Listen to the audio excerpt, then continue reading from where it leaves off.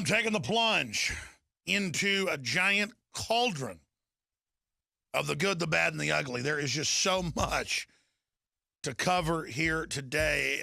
Sitting here in my seat minutes before I was about to go live, I couldn't decide what to go to first.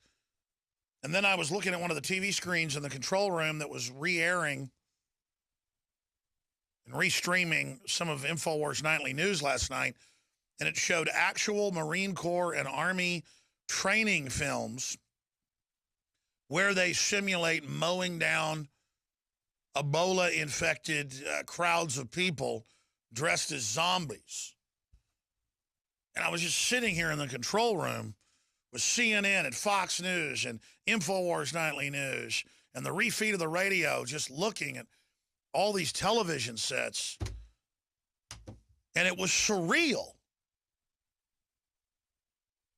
Marine Corps training videos where they practice mowing down zombies. And we knew about that a couple years ago, that this training was going on all over the country with the Army and Marines. But now we have the footage that I guess nobody else has got directly from the military, hiding in plain view.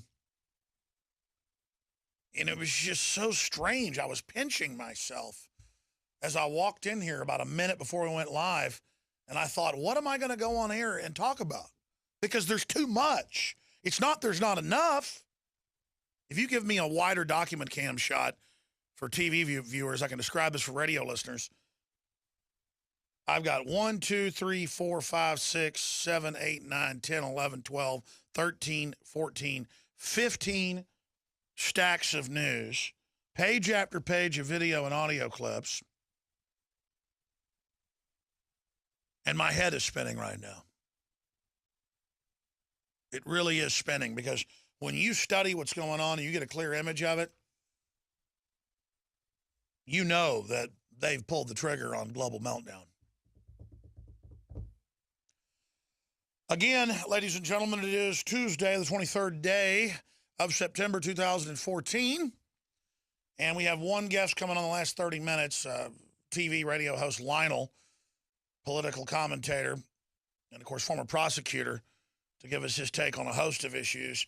But other than that, we're going to have open phones again, first-time callers for the first few rounds of calls today, to give me your take on any of the stories I mention and that I bring up here. All I ask is that they pertain to something that is in the news currently happening.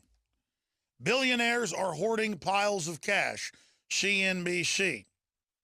And then it goes on to break down, as the Financial Times reported over the weekend, as well as the Telegraph, elites are hoarding gold at a record level while using paper put options and paper naked shorts to try to artificially drive down the price of gold. And that's all come out now. That's admitted, but we're going to get into why they're doing it. So billionaires are hoarding piles of cash. That's just one article out of about 200 dealing with that. We're going to be breaking it down. Here's another stack. 130,000 Syrian refugees, Christians fleeing ISIS, seek refuge in Turkey, who's openly financing ISIS. And the bombing campaigns have begun by Barack Obama, the Peace Prize winner, supposedly against ISIS. But the Shiite militias in Iraq and Syria have said, no, this is a pretext to move forces in and take down Assad, which is what it is. And Israel shot down a fighter bomber, a Syrian fighter bomber that was bombing al-Qaeda positions on the Syrian-Israeli border in the Golan Heights in Israel. Shot it down. Israel shot it down. Where to start here with all of this over-the-top news? Here is the New York Times. Ebola cases could reach 1.4 million within 4 months, CDC computers estimate. Now, we were talking about 100,000 by December being called fearmongers a week ago. But now they're saying 1.4 million in 4 months. The computer models show between 500,000 on the low end to 1.4 million on the high end. with upwards of 90% of those that get it dying. Now, you got to know when they claim there's only like 3,000 dead so far, that's a whitewash number, even though that's the biggest outbreak ever. So on the low end, to be technical, it's 550,000. To the high end, 1.4 million. AP is also reporting that.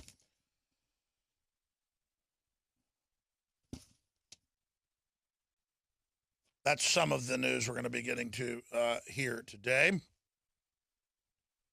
Obviously, airstrikes by the U.S. and, quote, allies hit ISIS targets in Syria.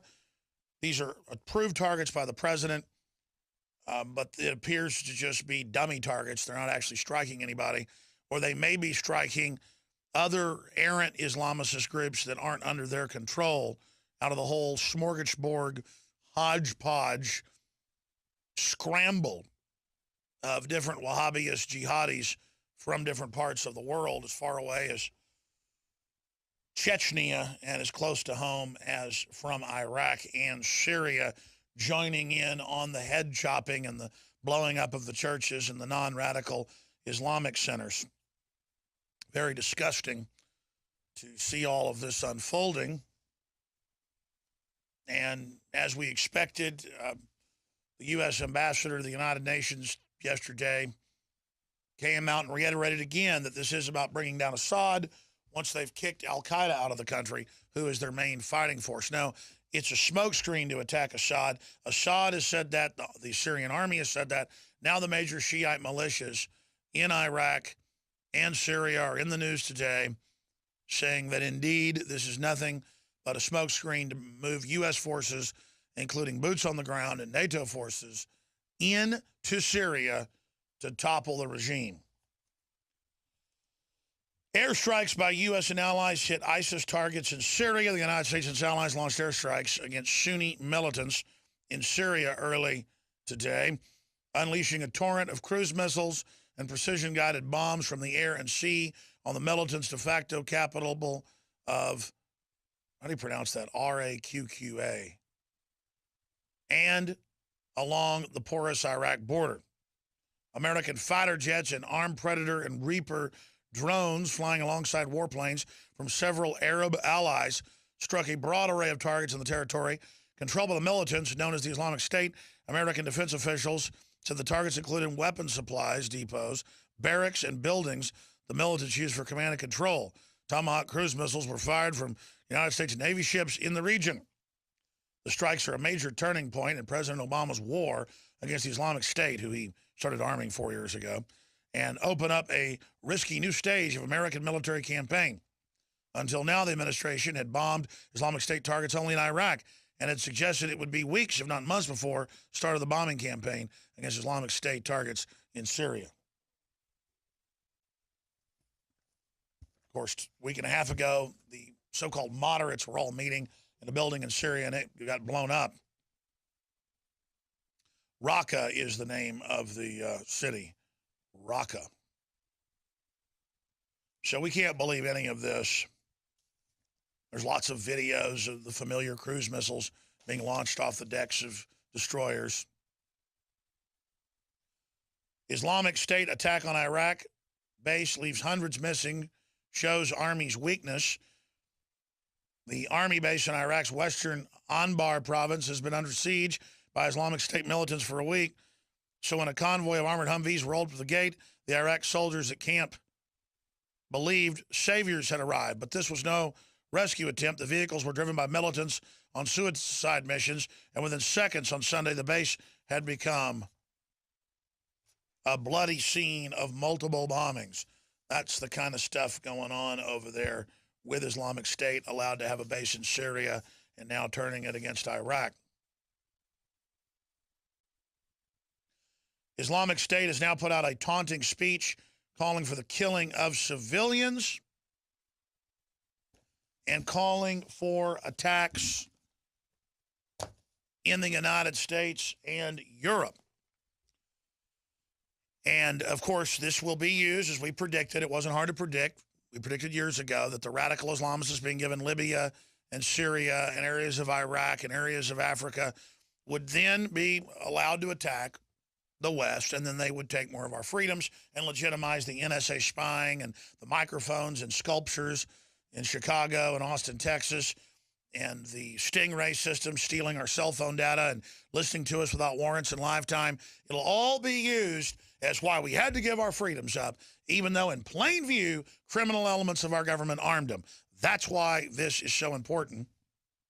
And here's a clip from the Communist News Network where ISIS calls for attacks in the U.S.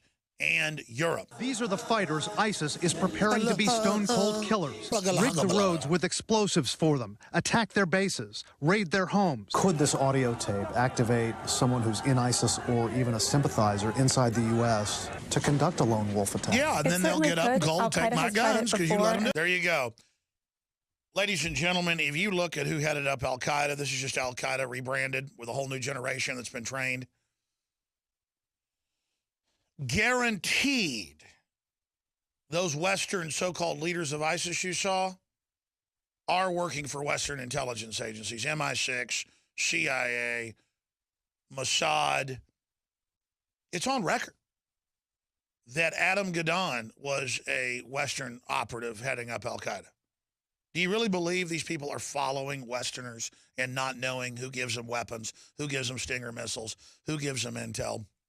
And it's their job to produce scary videos and to go around and do all this bad stuff so then the West can wind up useful idiot jihadis who are being commanded by ISIS, who will really think they're attacking America, to blow up schools, shoot up schools, attack shopping malls.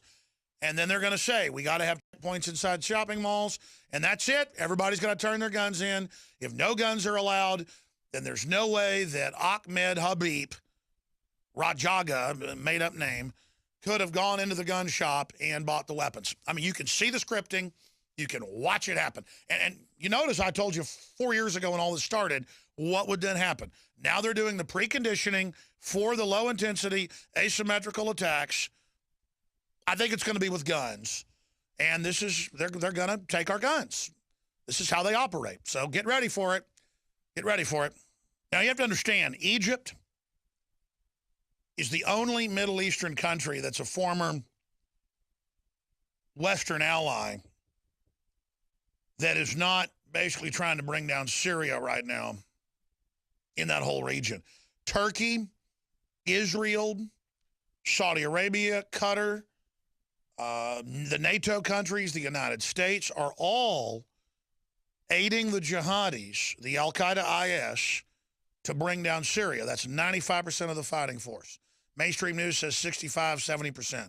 No, it's 95%. And they just go, oh, you're the non-radical Islamists. Here's the weapons, 600 tons of them last year, and then they hand them right to al-Qaeda. But because the public woke up to that and the military woke up, they now call them ISIL and all the rest of it. Well, the public didn't buy that, so now they're doing some bombing of them. Let me tell you who was really bombing IS yesterday. Syrian aircraft in the Golan Heights near the Israeli border, fighter bomber coming in low in fierce battles with al-Qaeda. AP reports that. In fierce battles with IS. And Israel shot down the Syrian aircraft. First time that's happened in 30 years, AP reports.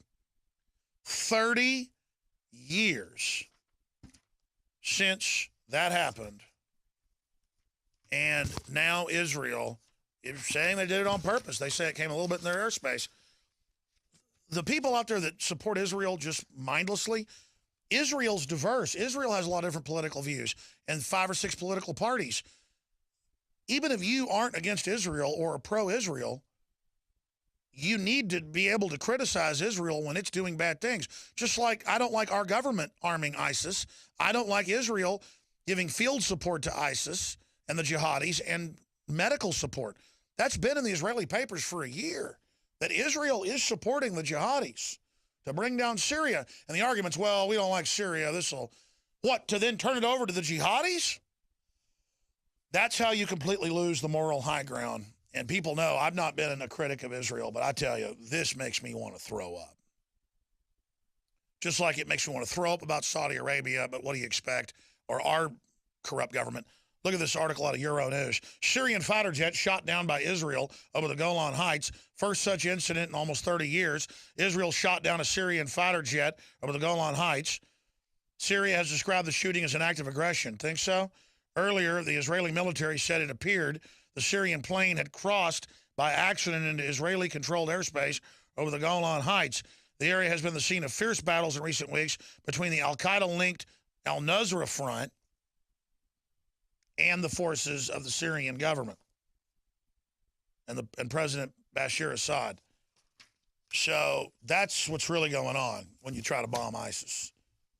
Not when you go out and bomb a couple of Toyota trucks parked on a hilltop. Looks completely rigged. Here's another one. U.S. allies hit militant targets in Syria, kill 11 civilians. Press TV. I mean, who knows if any of that's even true? Pentagon cites new terror threat as ISIS war gets underway. Shadowy terror group used to justify illegal and unconstitutional attack in Syria. ISIS, Turkey's tool for reestablishing the caliphate. You know, I got to hand it to him. I remember when Glenn Beck and others were having Jerome Corsi and other people on talking about a caliphate and the plan to launch one with Turkey behind it. And I'm like, give me a break. A new caliphate or Ottoman Empire, and now it's happening. So I'm not always first to say something, and I'm not always right. I mean, I just can't believe how bold the West is to openly fund these groups, turn them loose in 6 different countries at least, and then turn around like we're stupid and say we're going to arm them to fight them. I want to talk first-time callers, military, police, people in Israel, people in Syria, people in Lebanon, folks in the Middle East. You can get through on the lines. We'll go to you first.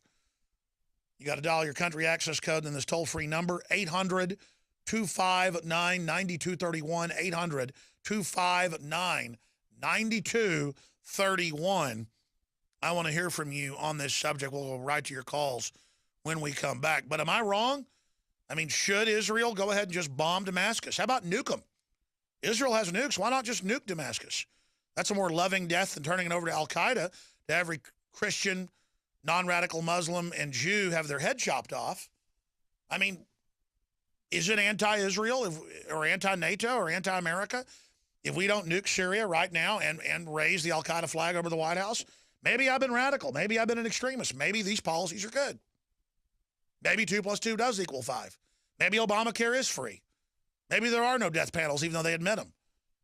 Maybe NSA spying is good. I mean, maybe fluoride in the water is good. Maybe I've been wrong.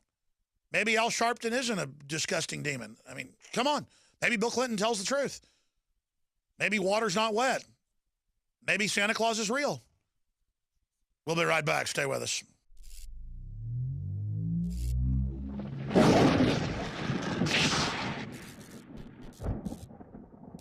Hi, I'm Dr. Edward Group. Today I'd like to talk about the war on women. You've experienced and heard about the benefits of super male vitality. Now, the new formula has arrived. Introducing the new Super Female Vitality. I have specifically designed this formula to help the body naturally regulate itself without the use of artificial hormones. Key ingredients chosen from the highest quality sources. Each of these ingredients works synergistically with the female body in order to maximize overall vitality. You've heard the reviews and the feedback on how the original Super Male Vitality has revitalized relationships.